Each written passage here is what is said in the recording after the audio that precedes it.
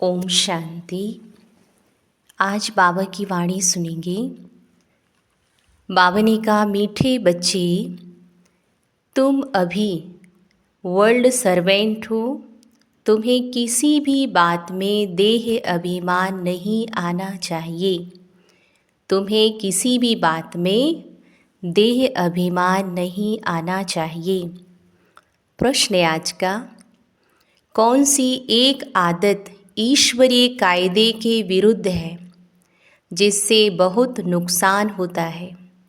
कौन सी एक आदत ईश्वरीय कायदे के विरुद्ध है जिससे बहुत नुकसान होता है? उत्तर है किसी भी, बाबा ने कहा, कोई भी फिल्मी कहानियाँ सुनना व पढ़ना, नॉवेल्स पढ़ना, यह आदत बिल्कुल बेकायदे है। इससे बहुत नुकसान होता है। बाबा की मना है, बच्चे, तुम्हें ऐसी कोई किताबें नहीं पढ़नी है। अगर कोई बीके ऐसी पुस्तकें पढ़ता है तो एक दो को सावधान करो ना। बाबा ने क्यों मना किया?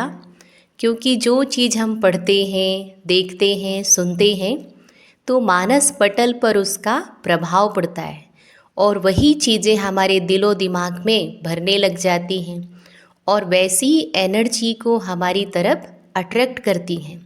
तो इसलिए बाबा हम बच्चों को सुरक्षित रहने के लिए नॉवेल्स आदि पढ़ने के लिए मना करते हैं। गीत बजा, मुखड़ा देख ले प्राणी जरा, मन दर्पण में, कितने पुण्य कितने पाप हैं तेरे जीवन में। धारणा के लिए सार है। पहली पॉइंट, एम ऑब्जेक्ट का चित्र सदा साथ रखना है। एम ऑब्जेक्ट का चित्र सदा साथ रखना है। नशा रहे कि अभी हम श्रीमत पर विश्व का मालिक बन रहे हैं। हम ऐसे फूलों के बगीचे में जाते हैं जहाँ हमारे नयन ही शीतल हो जाएंगे। जब हम गार्डन में जाते हैं ना तो वहाँ के बहुत सुंदर सुंदर फ्लावर्स देख करके, ग्रीनरी देख करके कितना खुश हो जाते हैं। तो बाबा भी हमें ऐसी सुंदर दुनिया में, सतयुग में ले जाने के लिए हमें तैयार कर रहे हैं। सेकंड पॉइंट है, सर्विस का बहुत बहुत शौक़ रखना है। बड़े दिल व उमंग से बड़े बड़े चित्रों पर सर्विस करनी है। बेगर टू प्रिंस बनना है ना। क्या बनना है? बेगर टू प्रिंस। तो बाबा ने कहा, जो यहाँ बेगर है वही सतयुग में क्या बनेगा? प्रिंस बनेगा। वरदान है आज का, कर्मों की गति को जान, कर्मों की गति को जान, गति सदगति का फैसला करने वाले मास्टर दुख हरता भव। कर्मों की गति को जान, गति सदगति का फैसला करने वाले मास्टर दुख हरता सुख करता भव। डिटेल है, अभी तक अपने जीवन की कहानी देखने और सुनाने में बिजी नहीं रहो, बल्कि हर एक के कर्म की गति को जान, गति सदगति देने के फैसले करो। मास्टर दुखहर्ता सुखकर्ता का पार्ट बजाओ। अपनी रचना के दुख अशांति की समस्या को समाप्त करो। उन्हें महादान और वरदान दो। खुद बाबा ने कहा, फैसिलिटीज़ सुविधाएं ना लो, अब तो दाता बनकर दो। यदि सैल्वेशन के आधार पर स्वयं की उन्नति व सेवा में अल्पकाल के लिए सफलता प्राप्त हो भी जाए तो भी आज महान होंगे, कल महानता की प्यासी आत्मा बन जाएंगे। बाबा ने कहा, सैल्वेशन के आधार से सफलता या उन्नति हो भी जाए तो भी बाबा ने कहा फिर कल मांगने वाले बन जाएंगे, महान नहीं बनेंगे।